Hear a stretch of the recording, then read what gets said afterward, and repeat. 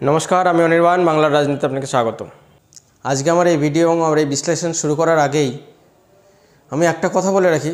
আমি ব্যক্তিগতভাবে অধীরবাবুকে অর্থাৎ অধীর রঞ্জন চৌধুরীকে বাংলায় কংগ্রেসের একমাত্র বাতি এবং কেন্দ্রে বিরোধী দলনেতা, আমি সেই অধীরবাবুকে ব্যক্তিগতভাবে খুব সম্মান করি। কারণ এই ভদ্রলোকের মধ্যে যে লড়াইয়ের স্পিরিটটা আছে সেটা আজকে বাংলাতে খুব কম নেতার মধ্যে রয়েছে। এই ভদ্রলোককে যত দেখছি তিনি ততই সাধারণ এবং সাধারণভাবে তিনি ততই অসাধারণ হয়ে ফুটে ওঠেন।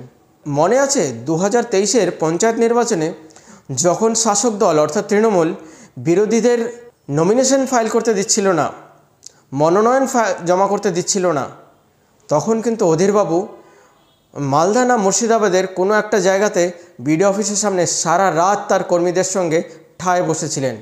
একজন 5 বারের সাংসদ, সমগ্র ভারতের লোকসভার বিরোধী দলনেতা, আর একজন সুরক্ষা কর্মীকেও কিন্তু আশেপাশে দেখা যায়নি।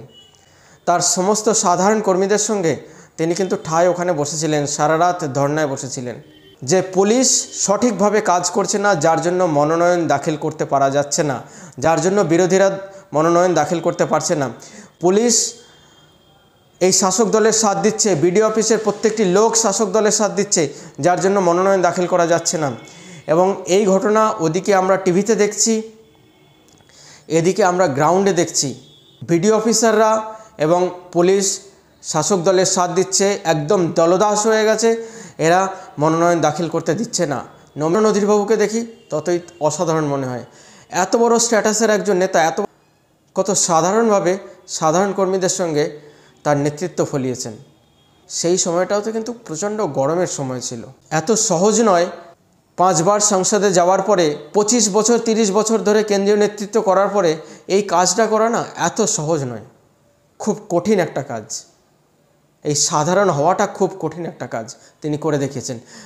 আজকে একজন নেতার কথা বললাম যিনি সত্যিকারের নেতা, কিন্তু এখন কংগ্রেসের ডুবন্ত দশা, কিছু করার নেই।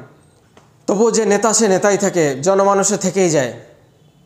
আজকে কংগ্রেস প্রার্থী মোর্তাজা হোসেনের সপক্ষে প্রচারে গিয়ে অধীরবাবু এমন একটা কথা বলেছেন, প্রচারের মঞ্চ থেকে জনতাকে উদ্দেশ্য করে বলেছেন যে যদি আমাদেরকে ভোট না দিতে হয় না দেবেন, এই তৃণমূলকে মোটেই ভোট দেবেন না, এই তৃণমূলের থেকে বিজেপি অনেক ভালো, দরকার হলে বিজেপিকে ভোট দিন কিন্তু এই তৃণমূলকে ভোট দেবেন না।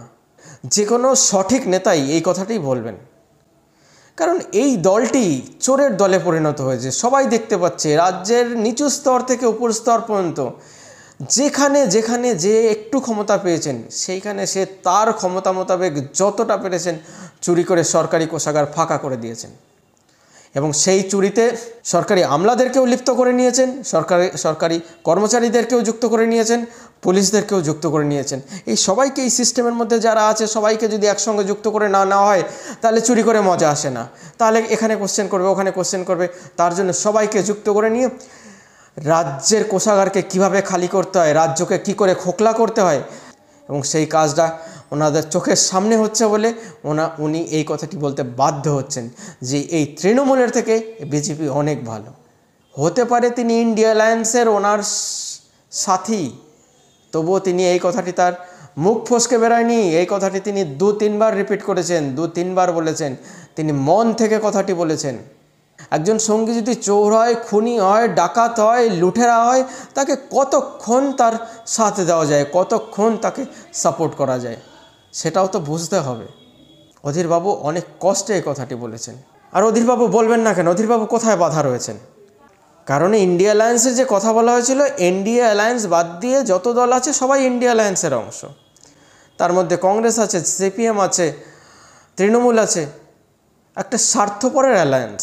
ইন্ডিয়া অ্যালায়েন্সের বাংলা যদি করা হয় স্বার্থপরের অ্যালায়েন্স। স্বার্থপরের অ্যালায়েন্স কেন বলছি? ইন্ডিয়া অ্যালায়েন্সে কংগ্রেস, তৃণমূল, সিপিএম একসঙ্গে লড়বার কথা, কিন্তু মমতা ব্যানার্জির রাজ্য এটি। মমতা ব্যানার্জি বলছেন না, ইন্ডিয়া অ্যালায়েন্স তোমরা অন্যখানে দেখাও গিয়ে, এখানে ইন্ডিয়া অ্যালায়েন্সের ফলাতে এসো না। বাবা, এটা আমার ঘর, আমার ঘরে ইন্ডিয়া অ্যালায়েন্স ফলাতে এসো না। এখানে তিনি একটি সিটও অন্য কোনো সঙ্গীকে ছাড়তে পারেননি। একজন এত লোভী মহিলা, একজন এত স্বার্থপর মহিলা, স্বার্থপর না হলে সঙ্গীকে একটি সিট দেবেন না? কংগ্রেস বেশি হলে একটি বা দুটি সিট ডিমান্ড করত, সিপিএম বেশি হলে একটি বা দুটি সিট ডিমান্ড করত, কিন্তু তৃণমূলকে তাহলে 38টি সিটে লড়তে হতো, তৃণমূল তাহলে ছোট হয়ে যেত, যার জন্য তৃণমূল একটি সিটও ছাড়তে পারেনি। এমন একজন লোভী নেত্রীর নেতৃত্বে আমাদের বাংলা আজকে চলেছে, এগিয়ে বাংলা নয় পিছিয়ে বাংলা হয়ে চলেছে। যে নিজের সঙ্গীদেরকে সম্মান করতে জানে না, সে আপনাকে কি সম্মান করবে? তাই অধীরবাবু এই কথাটি বলতে বাধ্য হয়েছেন। ইন্ডিয়া অ্যালায়েন্সের সাথী হয়েছে তো কে হয়েছে? এই রাজ্যে তো অ্যালায়েন্স নেই, তার বিরুদ্ধে কথা বলাই যায়। এই অ্যালায়েন্সের প্রত্যেকটি দল এক একটি স্বার্থপর দল। নিজের রাজ্যে তারা অ্যালায়েন্স করবে না, অথচ জ্ঞান দেবে কেন্দ্রে গিয়ে যে চলো ইন্ডিয়া অ্যালায়েন্স করি, এর তো প্রতিষ্ঠাতা আমি, এর নাম দিয়েছি আমি, তো এই অ্যালায়েন্সটা করি। গিয়ে বিজেপিকে হারাবো, বিজেপিকে ক্ষমতার থেকে টেনে নামাবো। যখন তোমাদের নিজেদের সেই সদিচ্ছাটুকুই নেই, নিজেরা যখন ত্যাগ করার জায়গাতেই নেই, তাহলে তোমরা কি করে বিজেপিকে হারাবে? এইখানেই তো বিজেপি জিতে যাচ্ছে বারবার। বিজেপিকে হারাতে হলে তোমাদের সবাইকে তো এক জায়গায় একটি ছাতার নিতে আসতে হবে। বিজেপি তো সারা দেশে 51% ভোট পায় না, তাকে তো হারানো সম্ভব যদি সবাই মিলে একসঙ্গে লড়ো। তোমরা নিজেরা এক একটা স্বার্থপর, মুখে যত বড়ই কথা বলো, এতে কোনো কাজ হবে না। বিজেপি আবারও ক্ষমতায় আসছে কেন্দ্রে, কারণ তোমাদের মতন স্বার্থপর লোভী নেতারা যতদিন বিপক্ষে থাকবে, যতদিন তোমরা ভেঙে থাকবে, বিজেপি এরকম ক্ষমতায় আসতে থাকবে। জনগণ ভোট দিতে চাইছে, তোমরা আঁচল পাততে পারছো না। একটা কথা আছে, ভিক্ষা তত বড় হবে আঁচল যত বড় হবে। তো আঁচলটা বড় করে পাতো না, স্বার্থপরহীন হয়ে সবাই একসঙ্গে লড়ে দেখো না, এই বিজেপিকে টেনে নামাতে পারো কি না। বন্ধুগণ, আমার ভিডিওটি কেমন লাগলো এবং এই বিশ্লেষণটি কেমন লাগলো কমেন্টের মাধ্যমে অবশ্যই জানাবেন। আর উৎসাহ বর্ধনের জন্য লাইক করুন, শেয়ার করুন, সাবস্ক্রাইব করুন, সঙ্গে রাখুন, দেখতে থাকুন বাংলার রাজনীতি। ধন্যবাদ।